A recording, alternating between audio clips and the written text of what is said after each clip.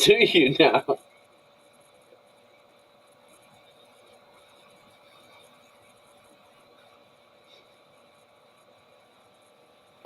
I love it. Go with it.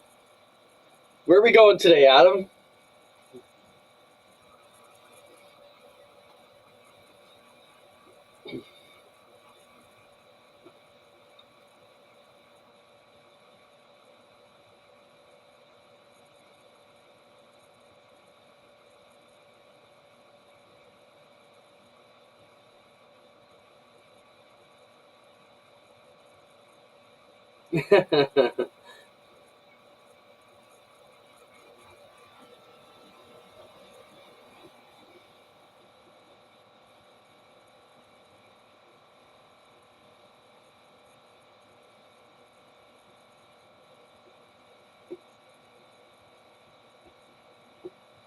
I hear him. Spencer? Adam is muted on his thing here. Okay, start again. It was the best monologue I've ever given. Oh, that was robbing. Now you got robbed back big time. Is this thing on? That's a Spencer paddling. Give it from the top, buddy. Welcome to the program. You get the first word after all, or maybe not. What a crock of shit. I broke in. I genuinely made Clint laugh. Like, not just a smile. What do you mean everyone else heard? Every chat is, I can't hear Adam. No, check no 1 2, check 1 2, Adam. Check 1 2. Check 1 2, check 1 2. Now it's saying now we're hearing someone else checking. Go ahead, Adam.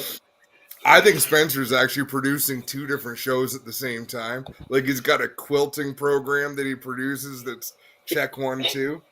But anyhow, Chat GPT, can you manage a talk show for me tonight?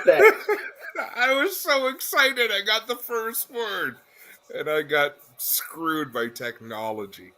So, right, where are we going today? Thank you, Clint. I'm glad you asked. We're going everywhere. Let's start with paying respect to a great, great man, Norris McDonald, who we lost this week.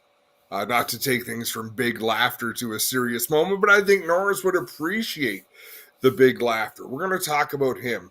We're going to head down to Nashville and talk to Joel Robinson, who's down there for the NASCAR Banquets. We're going to talk a little bit of Snowball Derby. We're going to talk a bit of racing schedules.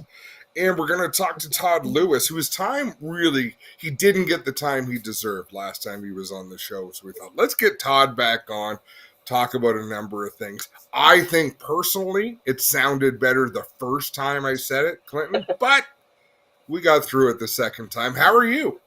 That's why you always record your rehearsals. I'm doing well. Well, you talked about a memory lane in the first kick. Let's go down to this memory lane. First off, show it up. Young Adam. The quick picture of young Adam, and then we'll jump into Joel. This is Adam. How would you have been there, Adam? 22-ish, maybe?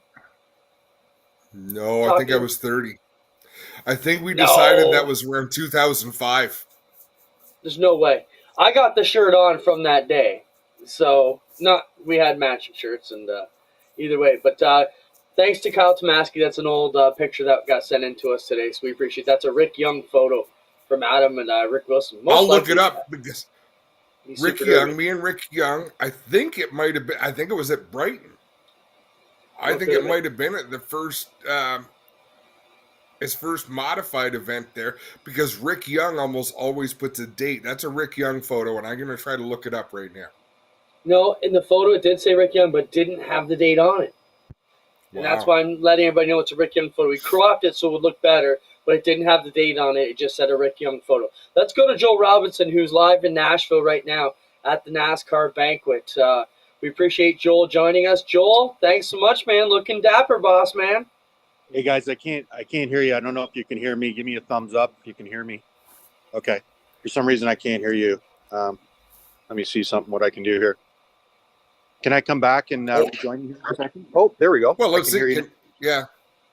I was going to say, I didn't want to offend anybody, but I was going to say, Joel, it's probably not you. It's probably us. But I know that this is the most relaxed Joel Robinson ever, because normally anyone who sees Joel at a racetrack, he's going 4 directions at the same time. and making stuff happen. Joel, you look dapper, you look relaxed, you look ready to celebrate. Thanks, guys. This is my pre-COVID suit that I signed up for. So I'm all good. So tell us where you are, Joel. What's the purpose of your visit to Nashville this evening? I'm in Nashville. It's a home tracks banquet and ARCA, Brazil, Mexico, Euro banquet. So Tuesday, couple beers. So NASCAR's moved the banquet to Nashville, and we're here to celebrate Trayton Lapsovich 2023. Yeah. What's the vibe like in Nashville, Joel? Because I've been to our events in Toronto, I've been to our events in Charlotte, where you sort of walk through into the Hall of Fame. So obviously it's very racing themed, but Nashville is a pretty phenomenal town as well. It's I was here 10 years ago or maybe longer when J.R. Fitzpatrick ran the Xfinity deal with Go Canada. It's definitely, I mean, it's like a little mini Vegas here on Broadway. We had the Titans play on Sunday as long as the Predators played. We had WWE here last night. The town is it's a busy town. It's a fun town. It's a 3-day town. You don't want to stay a week. So Joel, it must be interesting to be there with all the regional championships going down. Any other big news or anything you might want to tell the viewers that they're missing out on by not being a part of that? You know what? There's not a lot of from the people here. For the winter, I hear it's snowing up there, but Steckley's here. He told me Kyle stayed down there for he stayed down in Pensacola to do some work on the car for the snowflake. Trayton's down here and his whole team's here. You know, they kind of share guys. So Trayton's going to run the snowball in a couple of days. And then everybody's here. Doug's here from the series and Alan LaBrosse is here. I think I just lost picture from you guys. I see a technician. That's Spencer, but there we go. And yeah, no, the vibe's good. Dominic Frugière's here from GP3R, and Ron and Loretta are here from Edmonton, and everyone's having a good time. Right on, Joel. Talk about bringing in, and Joel, we're not going to keep you very long just because the connection is kind of spotty, but yeah, talk about what it's like, to see a lot of young up-and-coming talent from all these different series. I mean, ARCA and the Internationals, that's where the youth movement's really happening. Well, to tell you the home tracks deal is pretty exciting. There's a lot of cars tour, and there's no messing around here. There's some big teams here, and they're ready to haul the mail, and they're already getting ready for next year. It was funny. There's a team just showed up from Arizona, and season already, and they're doing a winter series. So, you know, where we race for 6-7 months, those guys are going 11 months. Pretty cool deal. Well, Joel, travel safe. We appreciate you joining us live from the Nashville banquet and letting us know what's up. Appreciate it. Thanks, guys. Have a good show. Thanks, Joel. Thanks, Joel. We appreciate Joel dropping in. Just body kick, Spencer. We got a couple shots there. I'll throw up the picture of, I believe it was Joel with Doug Gondar and Trayton, and then it was Trayton with Alan LaBrosse as well. So it's Joel there with, obviously, NASCAR Phoenix Series champion Trayton Lapsovich, is frequent guest on the show, and Doug Gondar. And there's the picture with the Lapsoviches, Trayton and Jeff on the right with Alan on the left. So, how cool is it that Jeff Lapsovich has got to go through this with two of his boys? Right? Yeah, I mean, that's sure. Also, how good a crew chief is Jeff Lapsovich? Well, we saw this before the season started. You know, we talked about it. You knew that the team had, you know, the parts to get it done. You knew that Trayton had the skill to get it done. And I think once we saw that Jeff was going to be coaching from the box and making the calls, no, it's just like, hey, I come from a musical background where harmony was big in the music we played. And Dad always said, you know, there's never going to be a better harmony than family members. You know, you just kind of know what the other's thinking and you mesh together really well. And, as a father, you know what your kid needs. You've been there for every need growing up, so I'm sure you know what he needs on lap 172 of a 200 lap race when the pit's open, too. Let's bring in Todd with us as well. Continue your thoughts, Adam. Yeah, no, for sure. Todd, welcome to the show. And Todd, you've seen all this. Before you come on, we were just talking about Jeff Lapsevich and what he did with both boys. But what he did is so incredible because they did it one time with their own family deal, but this time they did it with a Steckley team. And there has never been a team in the NASCAR Canada series that executes better than a Scott Steckley prepared team. Tell me I'm wrong, Todd.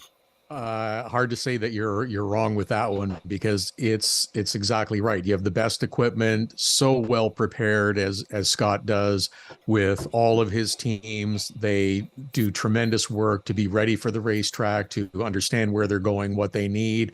And then, as you guys were saying, Jeff has been with Trayton so many weekends throughout his career at different levels, whether it's going back as far as quarter midgets and all the way up through APC and success there, and then moving into the then NASCAR Pinty series, now NASCAR Canada series. And we're going to do the transition. Is that going to be until we get into the new year? But it was just the right recipe. They understand the communication of each other of like, I need this, the car's doing this. And Jeff, having worked on these cars for so long, understands, and they were able to execute it perfectly and had themselves just an absolutely unbelievable season with 7 wins and never finishing outside the top 10. It was a remarkable, even when things didn't go their way. They had that bumpy start out west where the car was quitting on the pace laps, if you remember. Got in, Scott Steckley's hanging in the window trying to get it fixed, gets it done, they get back out, they go down, but they managed to get their lap back and things worked out for them. So yeah, it was just one of those almost dream seasons that you want to have. No, great point. Go ahead, Adam, you got something else? I was going to shift gears a bit, but if you got a follow-up, go for it. I do, and again, correct me if I'm wrong, but this is still a championship that has never been defended. That is correct. It's also never been won in this fashion, and I don't know if we can expect Trayton to be back on tour full time next year. I know they've got a lot of plans, but it's almost to the point, how do you defend that? Like, you're not going to go out and win another 7 races next year, because if you had asked me of any driver in any era of our series, and we've had some pretty good drivers over every year, nobody should win 7 races in a season in our series. There's just too much quality competition. So, Todd, how do you not rebound, but how do you keep yourself from falling to the ground after a season like they've had? That's a good question, and I suspect the answer is a little bit different for everybody. Some will drive themselves and spend hours and hours in the shop during the off season so that they can prepare. But as you guys have, I'm sure, experienced as well, you'll have drivers that say, I'm overthinking it. And they find when they're getting frustrated and they work harder, they overthink it and they do too much, and you try too hard, because that's a thing as well in motorsports or any other sport for that matter. So you've got to find the right balance, that understand that what you're doing, you did really well, so keep doing it. Understand that the competition is going to try to focus on new ways to be better as well. You're always looking for ways to improve. And with changes that come next year, maybe that will shake things up a little bit. There's talk of different breaks that are going to be a part of the NASCAR Canada series next year. So maybe that changes things a little bit. So there's always a moving target that you're seeking for success. Yeah, I look at it a couple different ways. So one, racing is always ebb and flow, and it seems like every year we have a team that is just a dominant force that we can't believe. Look at Cameron last year. He was unbeatable. And this year, what did they do different? I'm sure they didn't stop working harder. You know what I mean? Cameron had better numbers this year Yeah, than I he know. did in his championships, which is the strength, Okay, so which should have been enough to win a title. But Lapsevich was out of sight. Winning 7 races is crazy. DJ did it one year in 12, I believe, 2012. But I don't remember anybody else winning 7 races in a year. No, and that kind of is the other side to the point I was going to make is, you may do the same thing every year, and someone else has an even better year than you did, which is Cameron. Then you've also got things where you think you've improved, but you're not as good, or somebody else figures out. Like, I don't know in any year, like we've been around this 25 years, where the same guy has been dominant year over year over year. Eventually, you have a couple good years, and I think even in our sprint car world, we see a new guy every year comes in and does well with it. But I think, how do you top it, Adam? I think it was very rewarding to win all the races they did. And if the year is tougher next year, if they don't win all those races and still grind it out, I think at the end of the year, they're going to find it was more rewarding than this. So that's maybe how they keep it fresh, is because it probably won't be as easy as it was. And if they can get there, it's going to be even more rewarding. Todd? Or even Adam, if you sorry, don't have, what do you got? even if you don't win 7, but still win a title, then maybe it's even more satisfying that way. Yeah. Well, if there's one thing that the family learned when Caden won the championship, nobody comes and knocks on your door. Nobody comes and shows up with the keys to a better program. You've constantly got to be working and searching, and not that they weren't then, but they really know that whatever they did that year, and that was a much unlikelier title, I think, than what Trayton won this year. They know what to expect, and what that is not much. You've got to go out and make things happen. So I really think you're going to see them knock on a few different doors this year. I think they have a different level of support probably than they had all those years ago when it was Caden. But I'm very curious to see what is a step up. And I wonder this in all forms of racing, because we have never been in a place, I shouldn't say never, but there has rarely been a time when there's people running Cup that aren't making a living doing it. So where do you go? What is next? To me, maybe ARCA, because they run big racetracks. But I mean, you have to, they're not going to take a step backwards in their minds, I don't think. And you don't want to speculate, but they haven't made any announcements yet. But I just don't see any value in anything less than ARCA. What would your thoughts be, Todd? Well, it depends on, you're right. The business part of it is going to dictate where and what they do. They were at the start of this season. Well, we hope to run them all. Managed to, with support of Glenn Stiers and some others, managed to find a way to run the full season and have a tremendous championship season. What does this off season's business plan look like moving into 2024?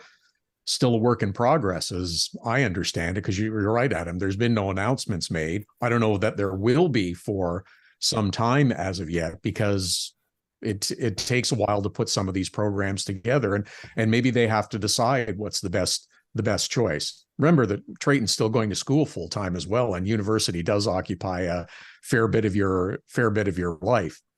Granted, you make your own schedule in university, as I found out the hard way, doesn't always work, but you can, but these are other considerations as well, as he's planning for the rest of his life, not just next season.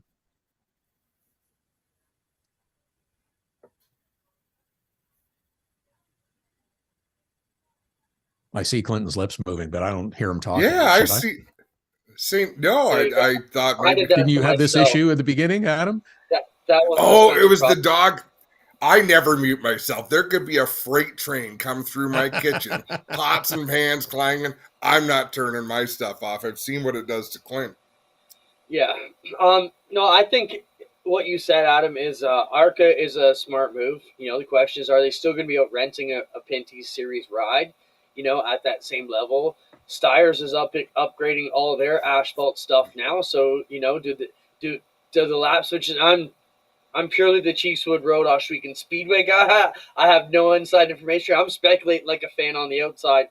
do they come internal with Glenn and work with Glenn's equipment and try and work on that and get that whole program up to speed? I don't know. There's lots of ways to go. I talked to Glenn at Delaware and suggested to him, because you and I had talked about it on that, ARCA may be the next step for Glenn, and the kind of money he was paying to rent rides. Why not go run Daytona? Why not go run the big tracks at the big weekends and be a part of that 10 times a year also, or maybe instead of the Pinty series? So, you never know. There's a process to go through to get that license too, remember? So you can't just go from a half mile to 2.5 miles. There's a process to go through to before they'll allow you to run on the track. So, but yes, that is a consideration. Time out. How many other plugs out there have we seen get their speedway license? It can't be that difficult if you've got some experience. That's all I'm saying. There is a process. There is a process. I'm not saying that it can't happen. I don't think Trayton would have difficulty. 2-mile track. Yes, he'd be fine, but there is a process. You're not just going to walk in and sit in the seat. No, but if you got the money to get a budget, you'll be all right to get your license or whatever. They'd make him run a mile or a mile and a half, but I doubt they'd let him run on anything 2 miles or bigger to begin. But I'm not a crazy folks. Like I believe in Alan LaBrosse. I believe in what's going on. What about making a living running the NASCAR Pinty Series and then focusing on 1 or 2 races? Maybe you want to go and try some super speedway stuff. Maybe you want to dabble. There are drivers making a living in the NASCAR Canada Series. Andrew Ranger, Alex Tagliani. The formula is there. How deep do you have to get in the NASCAR hierarchy? And I'm going to throw out some names. Names like David Ruderman, Stuart Friesen, people who built their career away from the tornado that is NASCAR. Because really, what it is, when people with mega money or mega money behind them get thrown into the NASCAR fray, you get tossed into a blender and just hope you're the one thing that rises to the top. And you hope there's not 5 other very wealthy people in line at the same time. What about taking the NASCAR Canada to the heights where you could develop a Ron Fellows? You could develop someone who is just astronomically good. And maybe they would go off and run Le Mans. Maybe they would go off and run the 24 hours of Daytona. But the focal point being, they run in NASCAR Canada. And I truly believe that's some of the vision of what's going on, because nobody's making a living running trucks. Well, maybe 1 or 2. Not many in Xfinity, and not even all of the Cup guys. So build a new formula where you can make that happen. Again, tell me where that's flawed thinking, but I think it's possible, Todd.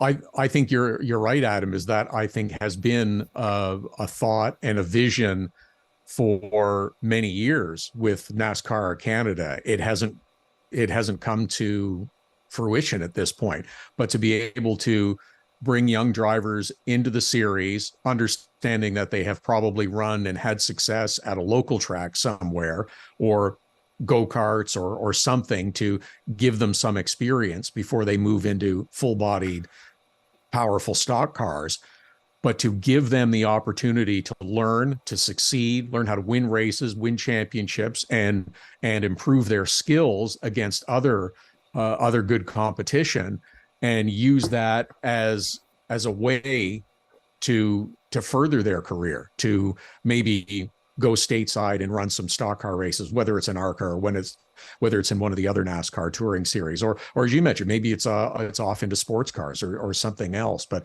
that's what I think a really good goal for the NASCAR Canada Series would be, is yes, you can come here, you can run for many years.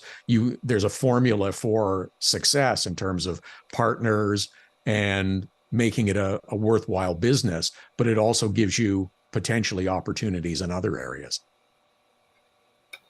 Yeah, I think LaBrosse in place is going to certainly get them their way. I mean, let's face it, in every bit of motorsports, it seems like we could use some more sales coaching and some help, and I think from the top, NASCAR could do a better job, if they're not already, of getting guys like Joel and yourself involved in providing them with videos that help sell the package, so they're not going in and having to try and explain what NASCAR Canada is, if they don't already know it. Because we do have the corporations here. We do have the talent.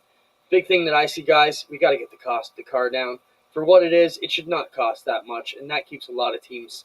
It just costs too much for what we're doing.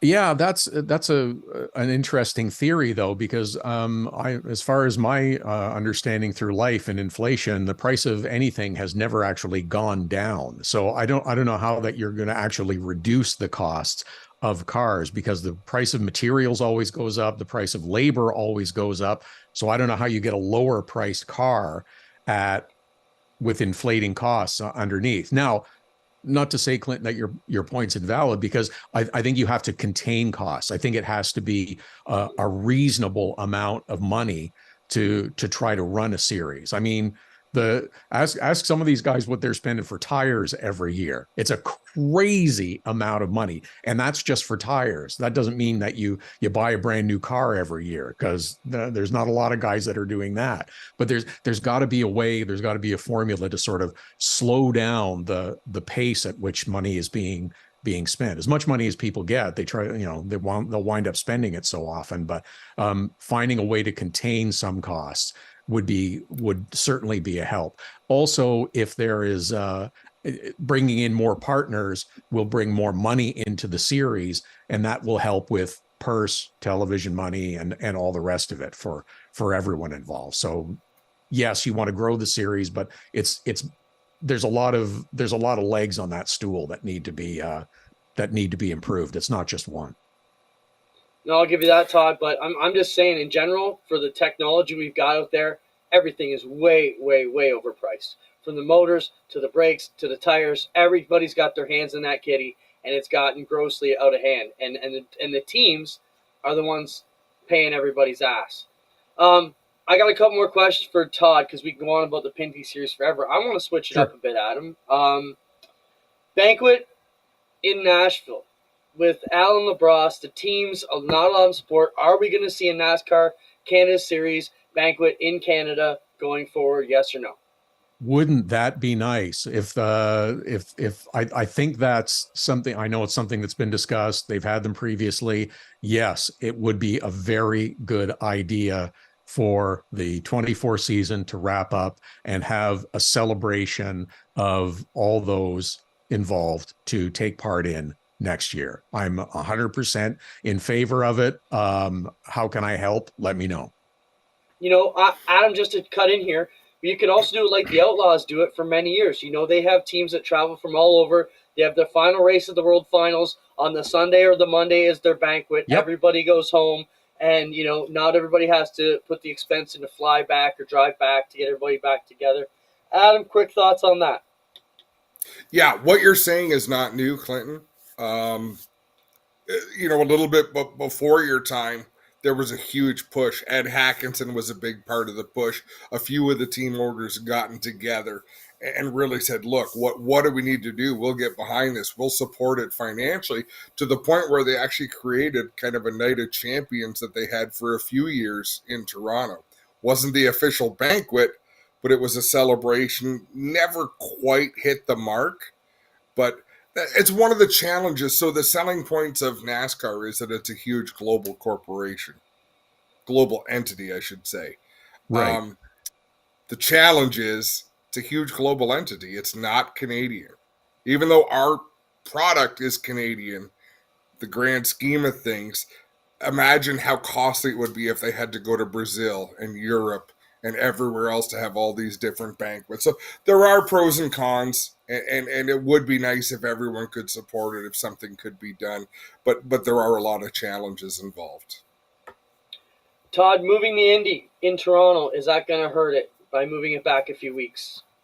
I don't think it will hurt the event itself that it goes a week later next summer. It's really unfortunate that it conflicts with NASCAR Canada, who will be at Saskatoon that weekend, and they won't be the feature attraction on Fan Friday at the Honda Indy Toronto. That's unfortunate. I think it's disappointing for both sides. because it had become a great event in one day on the Friday. The stands were packed last year for that race. It was tremendous. I hope that it's only a 1-year thing.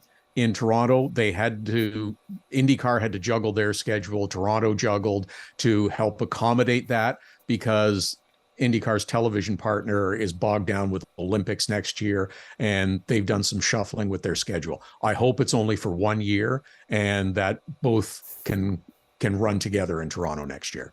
I think also that if the much discussed race in Montreal had come to fruition and NASCAR Canada was there as part of a cup race, I don't think people would be making nearly as big a deal about it. But it didn't happen this year. Again, because that's inevitably the next question. Yeah, I sure hope it does happen next year.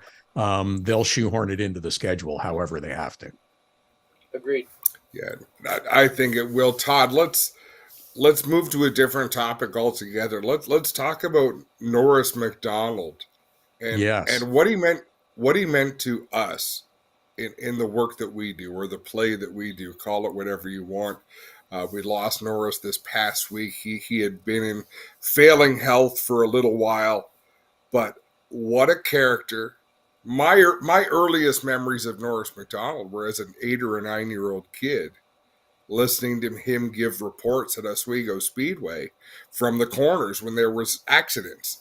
And there was telephones at each end of the speedway on the inside of the racetrack, and he'd pick up that phone and be able to call up to the tower and put in his reports that way. So I knew Norris through those channels long before I ever picked up a Toronto Star. That's my introduction to Norris McDonald, was reading about racing of all shapes and sizes in the Toronto Star and in the Toronto Star Wheels section. That used to be a whole big section on the weekends. In print, obviously print has evolved, and it got to the point where it wasn't so much you would read the newspaper anymore with Norris, but I would be reading it online. But it was must see every week just to hear what Norris and read what Norris had. When I say hear, because when I'm reading it, I'm hearing it in his voice, is the other great part of it after you get to know him. And it was his words were written exactly as he would speak them, as if he were talking to you and he stopped you at the track to have a conversation. And he would, I still remember so many times when we'd be at a racetrack together and I would see him and he would see me and he would give you that wave and he would give you the smile and he'd come over and he'd put his hand on your shoulder and he said, "I'm glad I ran into you. I want to ask you about something." And he'd have a conversation with you about, it could be anything. It could be a driver, a series, a car, could be anything. But you would have a great conversation with him. He would do 90% of the talking, but that's okay because it was all part of the experience. And yes, so being able to read his words for so many years, then getting involved in motorsports and covering it, and then being able to, I guess, would I call him a colleague? Yes, I guess, because we both covered motorsports in different ways, but he was Norris. He was your friend. He was your pal. He would tell you great stories, and that was at the racetrack. If you happen to see him out for an evening at an event too, is the conversations would veer off for so many different directions and carry on. And I remember one night it was at GP3R, and it was just finally it's 2:00 in the morning or something, and we've been sitting and talking for 2 or 3 hours, and it's just those are the experiences I'm going to miss. But yeah, I'm as I said to someone today, is don't be sad that it's over. Be happy because it happened. Right on. Oh, We appreciate you stopping by, Todd. Always a great story. Thanks, guys. Anytime. Oh, I see Thanks, on your Todd. I see in your lineup SRX in Canada. You want to do the update now, Clinton? Oh, you want to hang around for that? You can stay all night too. I'm not. We'll get to it, Todd. You're hooked Okay. for the rest of the hour. Sounds I'm not good. All done right. talking. I'm not done talking about Norris, because what I loved about Norris, one of the many things, was it wasn't even so much how or what he was saying. It was how he would say it. He just had a confident air and a way of telling a story. And it wasn't, if you walked into any media center, I don't think I'm going to offend the people I work with. It is a personality-less room. It is the dankest room at any racetrack. But it's a bunch of people heads down, all doing a job, and it's robotic. Not where Norris was sitting. Where Norris was sitting, he'd have that hat on, he'd have a leg crossed over the other, people would be going by, and he'd be flagging them down and calling like that. That's what I want. I don't want to be one of the people with my face in a computer looking at the pictures I just took or focus. I want to be the one that's tying it all together or that just sees it all going on. And he was so very special at that. And again, Clint, the early years of NASCAR Canada, you didn't get to come to all those. It was such a tradition to see him at CTMP or Toronto Indy or GP3R or all those places. The last few years he had slowed down, but the work that he did at Oswego, Clinton, was very cool, especially to what we do today. I love it. I love that stuff, and especially put the technology out there to get the story out. One more thing.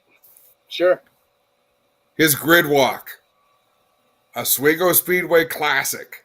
34 cars start the Classic. He would start at the back of the grid without a piece of paper in his hand because it was nothing to do with statistic.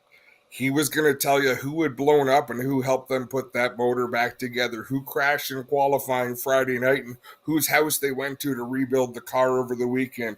And he would walk his way from 34th all the way to the pole without talking about a friggin' statistic, because statistics have never, ever told a story. But Norris did.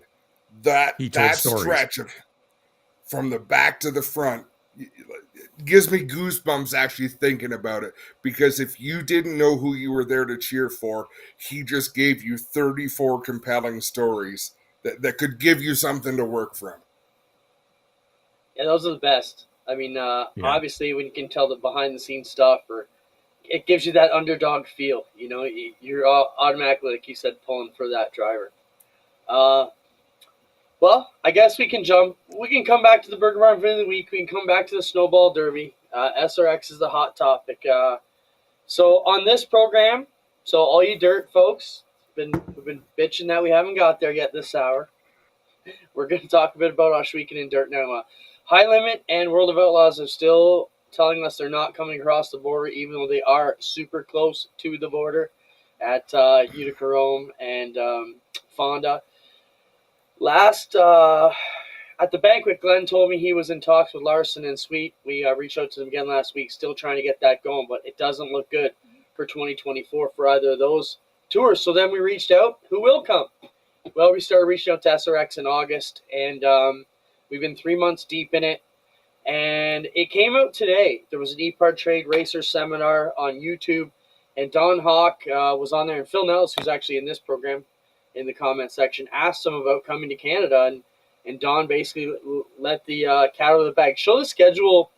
Okay, we can go there first. An extra race. So this came out from Speed Sport an hour after CEO Don Hawk revealed the trip to the Great White North could be agreed upon soon. There's a reason we announced the 4 pavement tracks, because the 2 dirt tracks are still in play.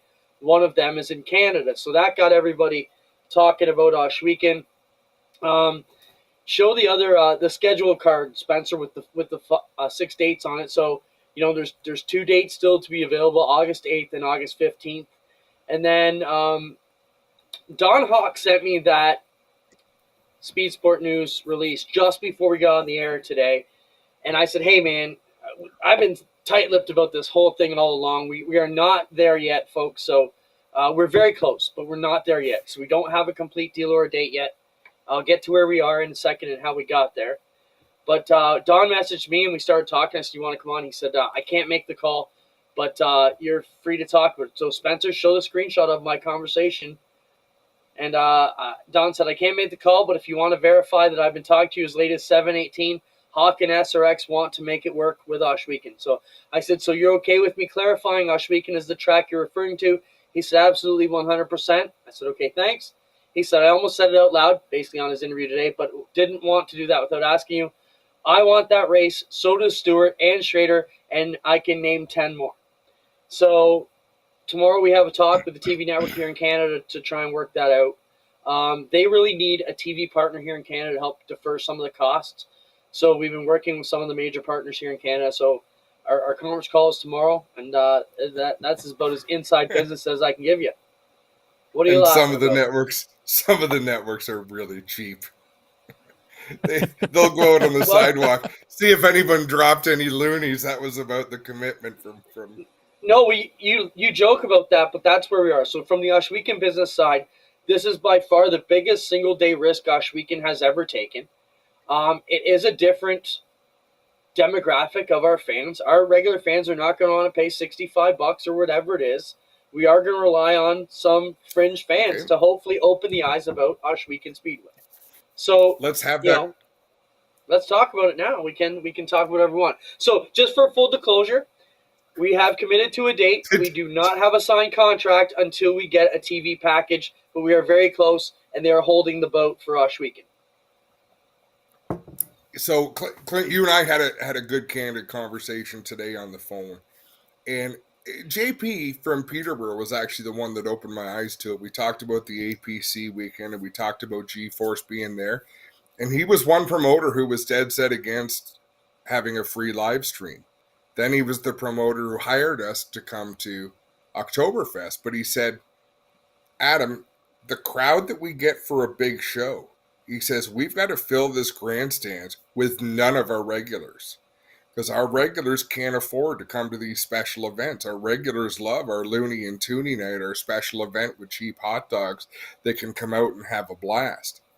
So when we talk about this SRX event, if you put 3,000 people in Oshweekend Speedway on a Friday night, including the front and the back, you put on this SRX race, there's probably at least 1,200 to 1,500 people who are not coming that night because it is not their price point.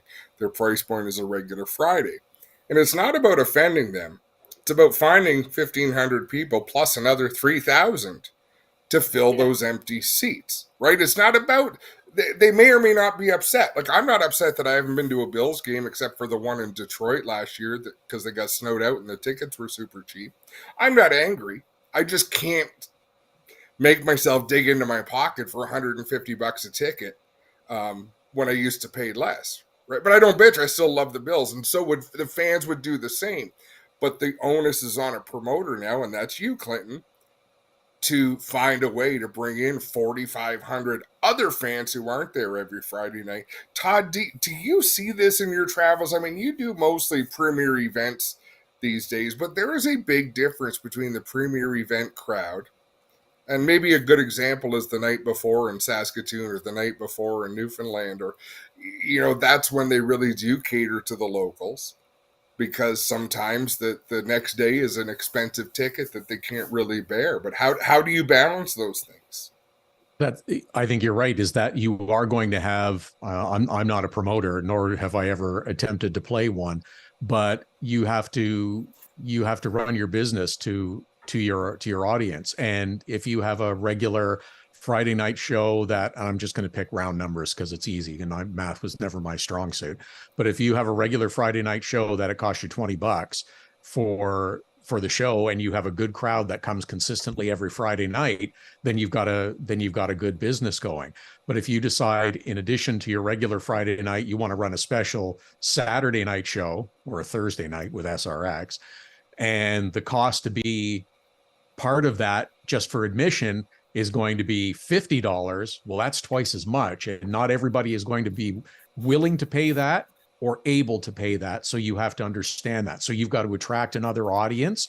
And the other part of this is, and Clinton, I know you're looking at this, and we should talk more, is you have to find other sources of revenue, and you have to find other ways to build the business, whether it's through television, whether it's through appearances, whether it's through an autograph session, where you have a driver at a local establishment, and if people want to come and get autographs, and there's a $5 fee for autographs, maybe somebody can afford to do that, but they can't afford to pay the $50 to go see the show. There's other ways to generate revenue, to make a product work. It's not just about how much you charge to get in. It's all the other pieces of the puzzle that can go along with it. So the NASCAR Canada Series tour out to Newfoundland would not be happening just with that we put a date on and we've got a little bit of a purse here to do it. There's a lot of other business behind the scenes that goes on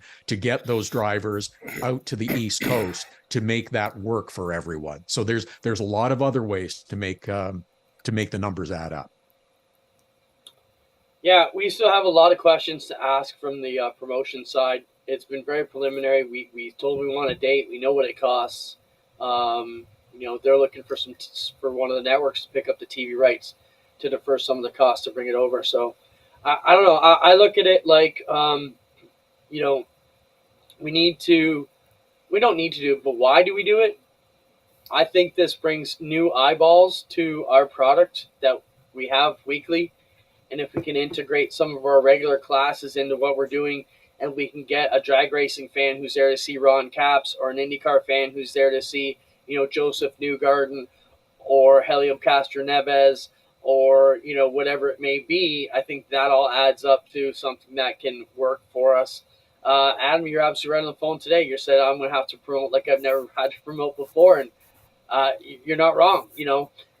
John, I think you're right with the appearances. I think with this, though, we're kind of handcuffed because these guys fly in that day. They fly out that night. You're not going to get a lot of access to a Kyle Larson if you can get him on the play.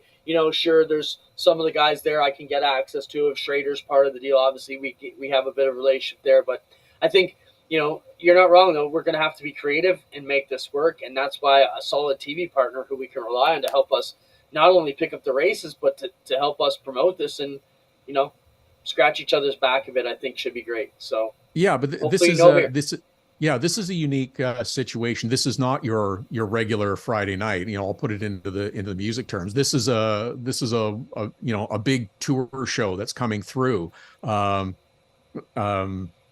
Taylor Swift versus your local bar band on a Friday night at a bar. This is a different level of show. So you approach that a little bit differently. Is there a partner that's going to underwrite and maybe be a presenting partner for this show? The way the Rolling Stones new tour is being sponsored by the American Association of Retired Persons. I kid you not. That is who is sponsoring the Rolling Stones next tour. But these are unique ways to find revenue and to make the numbers add up. Well, and it's going to show. We've got Janet commenting very rightly so. What's wrong with the product up here? Why do we need NASCAR America? There's nothing wrong. But tomorrow we'll be really excited if we get up and look at the numbers and we've had 1,000 views on our little weekly podcast. That's a great number for us. You can't run these massive shows on 1,000 views. So when you bring in the stars like Clinton named, the Helio Castroneves, the Tony Stewart, the Ken Schrader, these big names, that 1,000 views becomes 100,000 views because there's 99,000 people. Janet, you're preaching to the choir. We are with you, but you have to open your mind to the fact that we can't support a show that big. We need the masses. What appeals to the masses? And it's a matter of once you get that crowd there, you better freaking entertain them. You better show them a sprint car race and let them know this is what we do every Friday night. Come on out for $15. Or here's a free ticket because you came here to any of our regular shows for the rest of the year. We want to make sure you come back and see what it's all about. You have to impress the people once you get them. It's not enough to have the money. It's not enough to be Glenn Stiers and sit at a meeting and say, yes, we can commit to this number. Because Glenn has Clinton Geoffrey to say, hey, look, yeah, sure, you can afford this, but we also need to look good as we do it. And we need full stands, and we need everyone to be happy. And somebody, even though Glenn Stiers is Glenn Stiers, he still has accountants. Yeah, speaking of that, he said to me at our meeting last week, our sprint cars look pretty fast against the Pinty's cars. Maybe we should run the street stocks. And I said, no, we'll have an $8,000 race car that could lap them twice every lap. That would look even worse on them. I said the sprint cars are where it's at. Just like we say, sprint cars aren't made for CTMP. They're not going to run good or as fast. They're just like the Pinty's cars. As how long? I guess we only got what 6 more weeks of calling them that, and then what do we call them? NASCAR Canada. I've already switched over to NASCAR Canada. I'm trying to train myself. The series formerly known as the NASCAR Pinty Series. That's right. It's just going to be a symbol. It'll be our swear jar next year. Who keeps dropping it? That's Todd, right. thanks for stopping by, man. We appreciate it. Anything else you want to add? No, it's great. I love talking with you guys, whether it's here or at a racetrack. I'm sure we'll do lots more of it in the weeks, months, and years to come. I look forward to it. So cheers. Good luck. Good luck with all the meetings tomorrow, Clinton. Thank you. We'll let you know how it works out. You bet. Thanks for coming, Todd. We really are pretty lucky.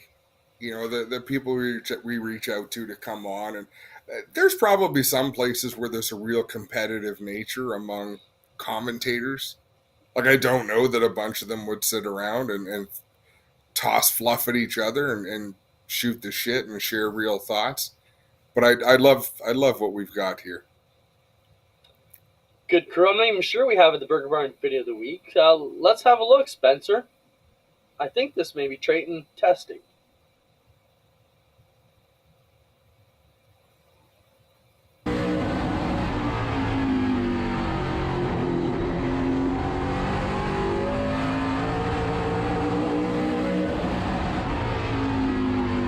Look at those hands.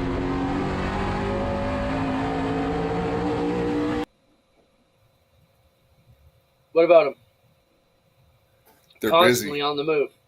Play it again, They Spencer, with the volume down a bit. A lot of bumps.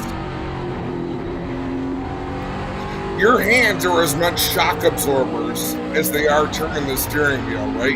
You've got to limit the drag you're putting on the car with steering. Play it one more time, Spencer. I've seen a lot of guys scrubbing this left front on that one point in the track, Adam. Right there, I think it is.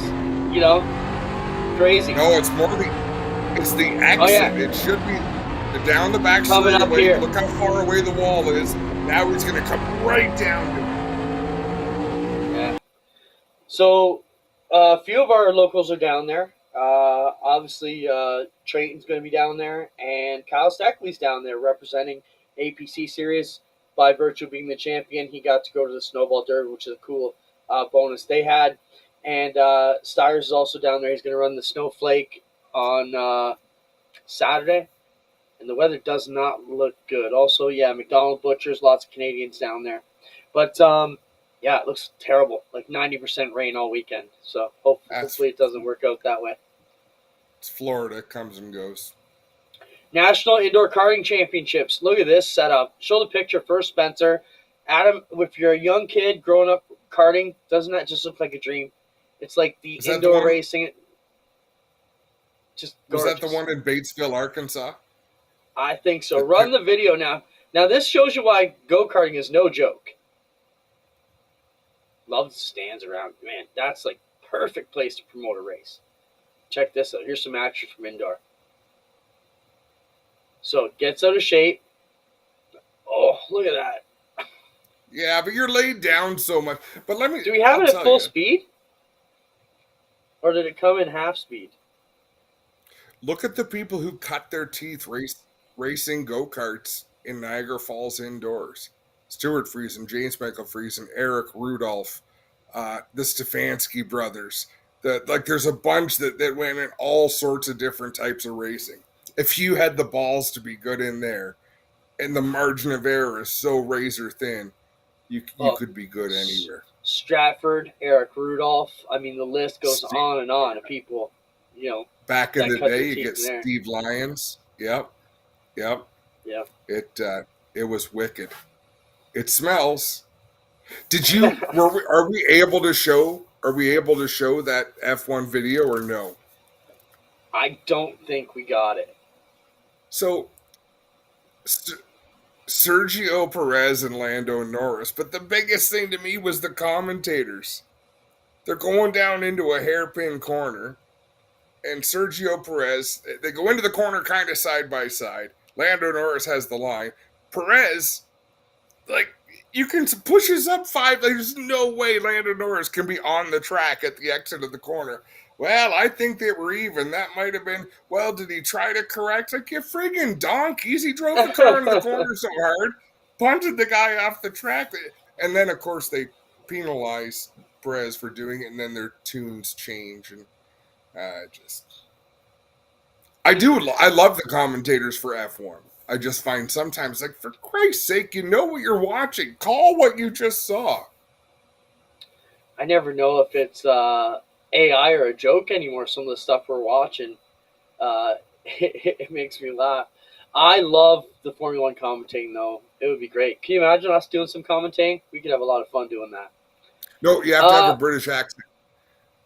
There's only 1 million British people in the world of 7 billion, but they have all the F1 commentary jobs.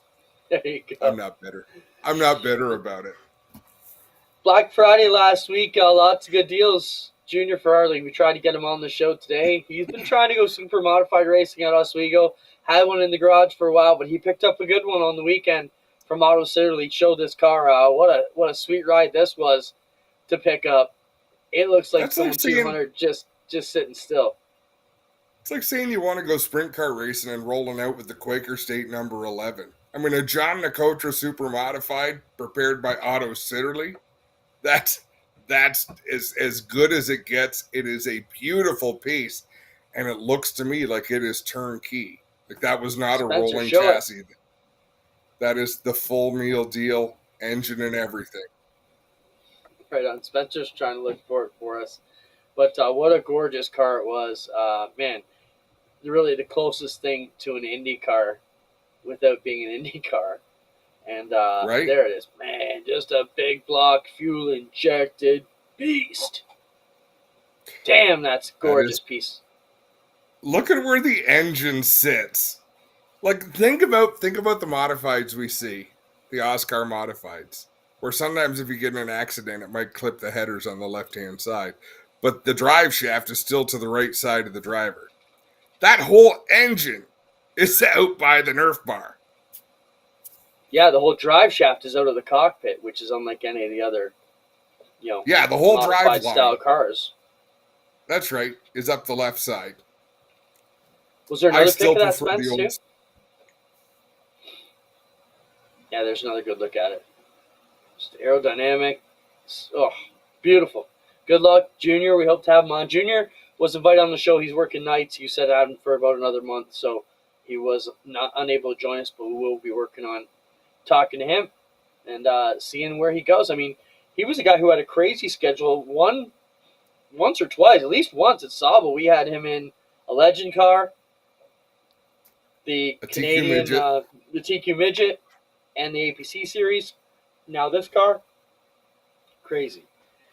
Adam, we talk a lot about race car simulations, iRacing, video games. I saw today someone posted that they use a trucking game and they put the race car liveries on transport trucks and they drive all over the country playing hauler driver. I love it. Uses a transport truck driving simulation, letters it up like DJ Kennington and Rangers rigs and hauls across the country from track to track. I love it. I think it's a great way. Not everybody wants to be a race car driver. Some of us want to be race car haulers. And I think it's cool sometimes. So, Clinton, last night I was in the Coca-Cola yard. I had to look at some truck tires. And I was talking to their shunt driver. It's a bunch of tractor trailers. And Coca-Cola, they're the biggest company in the world. And I'm looking at a rig, and there's a huge area of, I guess, 2 football fields, this area of parking lot. And there's a rig backing up and going all sorts of wonky directions. And I said, what's the story here? He says, we're training a new driver to back up. It is very difficult, like the stuff they do with the truck, but watching him wrestle this truck all over the parking lot and learn to fail, and it's not as easy as it looks. There's quite a skill to it. Right on. Another great week. I got to send a happy anniversary to Christine. I met her 25 years ago at the Maryville Speedway Banquet, and she put up with my bullshit all these years, and I appreciate that. So it's been a fun ride. Maybe I'll survive another 25. We'll see how that goes. It's our parallel lives, Clinton. Yeah, you met Angie the same night at a different banquet. I thought it was the same night. It's not. It was the same year because we met November 7th, 25 years ago. Had our first date on the 14th. Ruins everything, doesn't it? You ruined the legend. I know. Parallel lives are shattered forever. 2 Christmases. Yeah. Thanks everybody for coming out. We always appreciate you guys stopping by to talk to us, and we have fun. Spencer, we appreciate what you do. Let us know who you want to get on the show because we will go after it. As we show, we can pretty much get anywhere we want. Hopefully, have some new schedule updates for you next week. And I got to get to bed. We got big meetings tomorrow. Try and get SRX here to Canada. So we'll see what we can do. Good luck tomorrow. Good show. Thanks for the feedback and the chatter, folks. It's been a ride.